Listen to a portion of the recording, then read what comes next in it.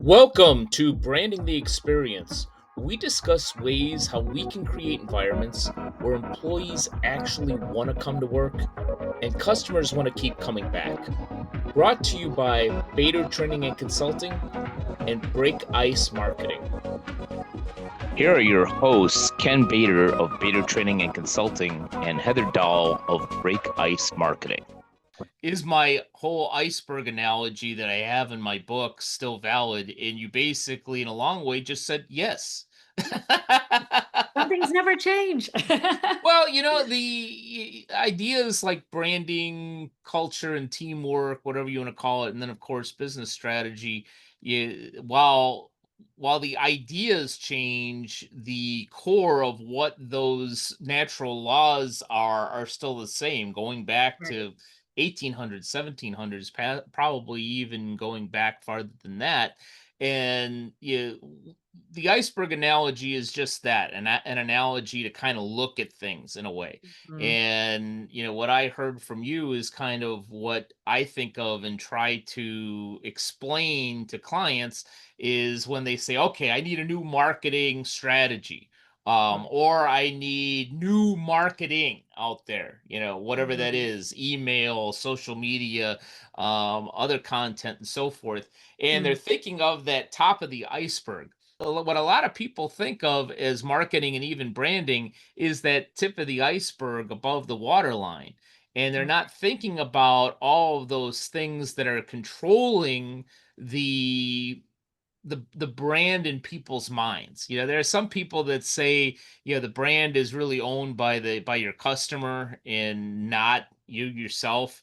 I don't know if I Mhm. necessarily agree with that because while yes, the customer is going to make up her or his mind, Mhm. you can influence that in a positive way Mm. by promising an experience and then actually delivering that Delivering it. experience. Right, right. So while that tip of the iceberg certainly is important, if what you have underneath the water is cracked and about to break away, you could do all the great marketing you want in the world. You're still going to drive people to either a poor experience or a poor product. Well, and it kind of goes, it kind of, also we can consider our relationships we have, personal relationships.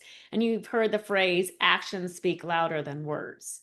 And that's how it is with the branding as well. I mean, the marketing are the words, right? And the branding, it's the action.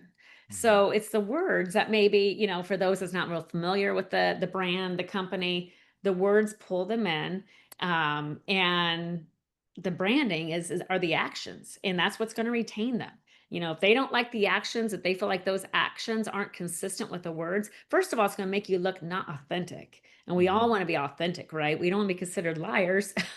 We Yeah. want to be trustworthy. And you're not going to be trustworthy if your marketing and branding don't support one another. And as another point, which kind of brings me back to break ice marketing, I like what you do in terms of, you have freelancers and experts all around the country. Some may be interns with brand new knowledge coming from Mhm. our universities in marketing. Mhm. Others, may have foundational knowledge of principles of marketing and branding Mhm. that were just as important in the 80s as they are today. Right. Maybe instead of doing direct mail, we're doing social media, but Mhm. some of those principles are still exactly the same. So Right. I think that there's a lot of value, and I'm seeing this with businesses too, even some old school credit unions for Pete's sake, Mhm. that are realizing that, hey, you know what, we don't have to hire all these employees, that there's actual value in, one of my favorite most long-term clients are doing this, that they have a core of people that are managing and leading and coordinating all of Right. these projects, but some are actual employees and some are actual freelance expert consultants, so on and so forth, that are on Mhm. the outside. And what I find, if you have somebody that is, from a culture standpoint, that is skilled at leading all of Mhm. these disparate folks that Mhm. are part of the project because they want to be part of the project, not just because you're a boss. Right. That when you're able to bring all these different ideas from different places, that you really get some magic there. That Right. you get the understanding of the business itself from the people that are in it, and the understanding of how the real world works, because you have Right. people that see it from many different angles and can bring in different industries. Well, Do you yeah, see and if that you as see well? it from that outside perspective too, it's different than when you're in the trenches. Sometimes, I mean, think about it. It's us as individuals again. We might be stuck on a problem, whether it's in our professional, personal lives, and you just become almost tunnel visioned, right? And you're not looking at the broader picture because you're too far in the trenches.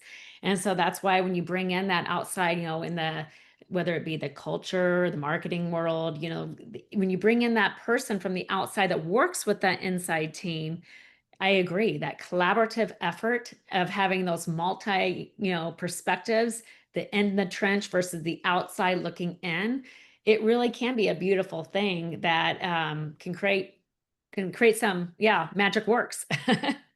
Exactly. This has been Branding the Experience. Learn more about Bator Training and Consulting and Break Ice Marketing at www.btcinc.net/marketing.